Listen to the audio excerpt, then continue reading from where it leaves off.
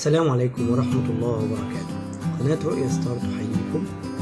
النهاردة بنتكلم عن القضية اللي شغلة الرأي العام، اللي هي قضية حبيبي بيبرز. النهاردة في تصريحات جديدة لأبو القتيل، اللي هو بيتهم فنانة إنه القتل ما كانش خناقة ولا مشاجرة، ده قتل عمد. بيقول إن هو تلقى اتصال من الناس بتقول له إن ابنك في خطر، بيقول جري بسرعة، نزل راح بيت ابنه، لقيه متمدد على السرير، لابس ملابس كويسة، ودي حاجة غريبة بالنسبة لحد يعني مطعون في القلب. يعني بغض النظر عن الدماء، لا الاقي انه الحالة بتاعته يعني مرتب في النومة والكلام ده كله على السرير. فطبعا بيقول ان دي تعتبر جريمة قتل عمد.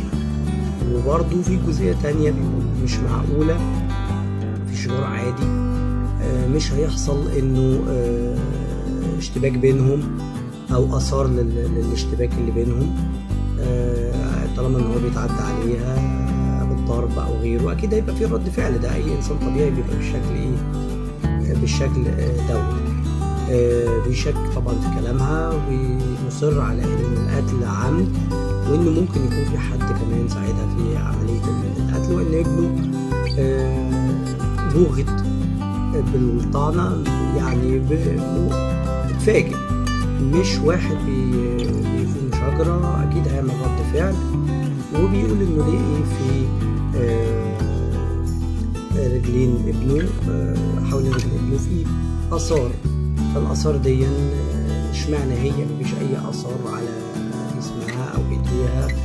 اتنين بيتخانقوا ماسكين في بعض، ده شيء طبيعي ممكن يزقها، إيده بيفرشها، واحد بيتضرب ازازة يتمسك بيها في الحياة وهكذا. فالموضوع بالنسبة له رافض فكرة خالص حتة انه يكون الموضوع طبيعي او الكلام ده.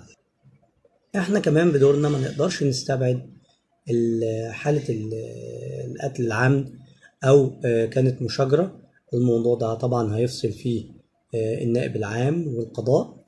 مش هنقدر ان احنا نحدد هل فعلا هل ده الاب مثلا طبيعة الصدمة طبعا اللي حاصلة معاه وتأكيده ان هو ابنه ما ضربهاش وما كانش بيمد ايده عليها وما كانش بيقترب منها، هل الموضوع ده صحيح ولا فعلا تكون جريمة قتل عمد لأي سبب، وخصوصا ان هو بيقول عن كان على كل تفاصيل خلافات ابنه مع زوجته، وانها كانت طالبة معاه يعني مصروف شهري 150,000 جنيه، وده رقم كبير، وكان مع ذلك الراجل بيوفره وبيدفعه.